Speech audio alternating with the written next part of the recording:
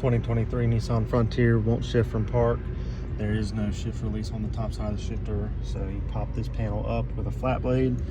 It's kind of hard to see, but I have my flat blade in there. There's a white little piece that you push forward. But my main goal of sharing this video is not mostly how to do this, but it's the other part. So typically with shift lock releases, once you release them, you're good. I mean, you see it's in neutral, parking brake's not set.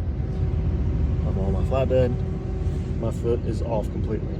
We're not moving. So I do have a key for this. The brake light switch is bad. That's the only reason it won't shift from park. I've never seen one do this, so I figured I'd share it. You heard it jerk into neutral, coast it down, and you're done. I don't know if this has anything to do with the brake light switch being bad, but I figured I would share that with everybody.